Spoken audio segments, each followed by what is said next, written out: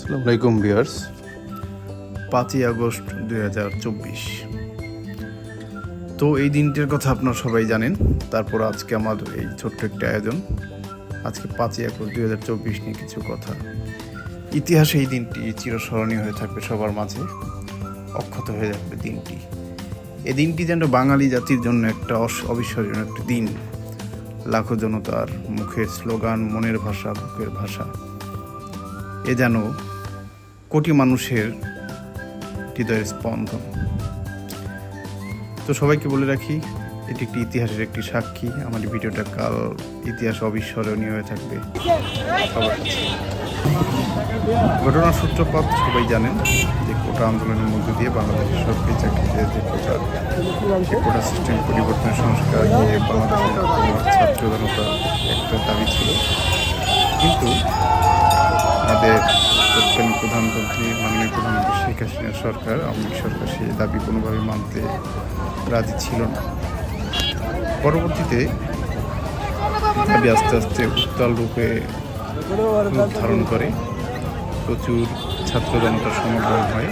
কিন্তু পরবর্তীতে শেখ হাসিনার সরকার, তখন মাননীয় প্রধানমন্ত্রী শেখ হাসিনা, তার কিছু কুরুচিকর মন্তব্যের কারণে সারা দেশের ছাত্র সমাজ ফুঁসে ওঠে এবং ধীরে ধীরে ক্রমান্বয়ে এই আন্দোলন তীব্র আকার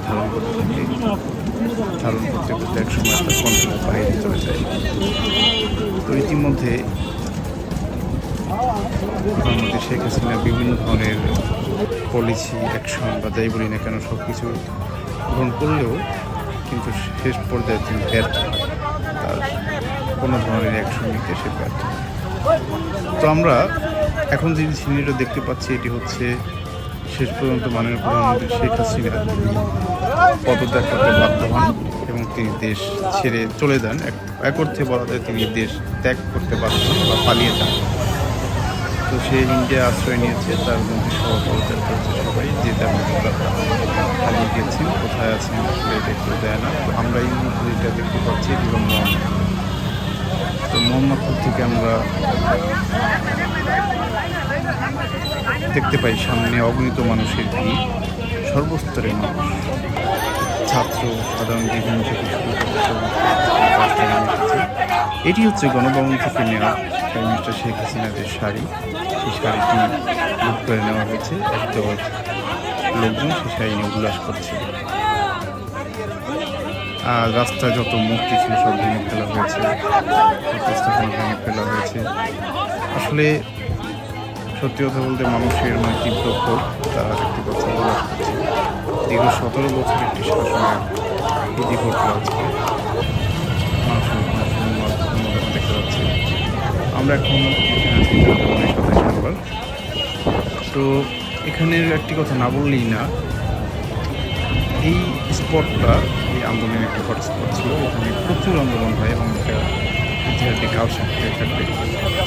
একটা কথা বলে রাখি, প্রায় 1 কোটি মানুষের সমাগম হয়েছিল এই সরকার। তাদের দাবি ছিল এক দফা এক দাবি। সাধারণ মানুষ, ছাত্র জনতা, সকল শ্রেণী পেশার মানুষ অংশগ্রহণ করেছে। আমরা প্রায় 3 ঘন্টা যাবৎ এই 27 নভেম্বরে আমরা অবস্থান করেছিলাম। এখান থেকে আমরা যত দূর আমরা ভিডিও করতে থাকি, মানুষের সমাগম কোনোভাবেই কমছে না। অনুমান করা যায় তখন এই দিনকে গণভবনে প্রায় কমপক্ষে 10 থেকে 12 বা 15 বা তারও অধিক লোক সমাগম হয়েছে। দেখতেই পাচ্ছেন ছাত্র জনতা প্রমাণ। আমরা একটু করে ইন্টারভিউ নেব দুইটা অংশগ্রহণকারীদের। মানুষের বাধ্য হয়ে উল্লাস। এই মুহূর্তে আমরা এখন হাসানের কাছ থেকে মোহাম্মদ আলমাসাল হাসান জিজ্ঞেস করবো। তো আমরা তার কাছে জানতে চাই, মোহাম্মদ হাসান তালুকদার, সে নিজেকে পরিচয় দিচ্ছে ভাইস প্রেসিডেন্ট ঢাকা কলেজ। তো আমি তার কাছে জানতে চাই আপনার মূল্যবান বক্তব্য, আপনার আন্দোলন সম্পর্কে কিছু বলুন। আসসালামু আলাইকুম, ধন্যবাদ এমডি রাজউদ্দিন।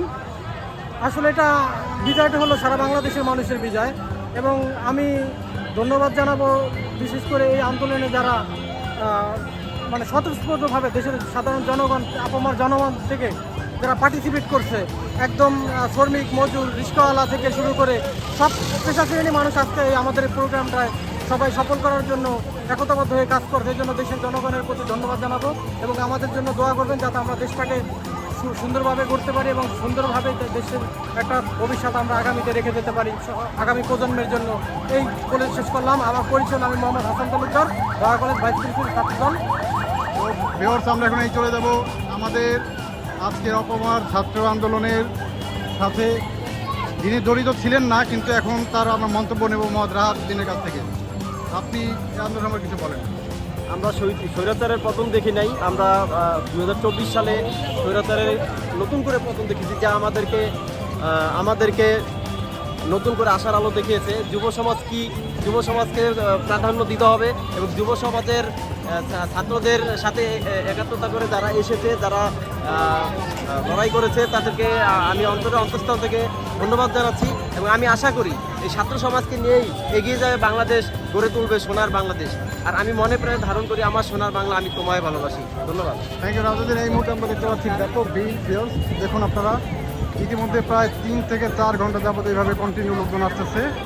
অলরেডি আমাদের মনে হচ্ছে নিয়ার 1 crore, 1 কোটির মতো লোকজন এখানে জড়ো হয়েছে।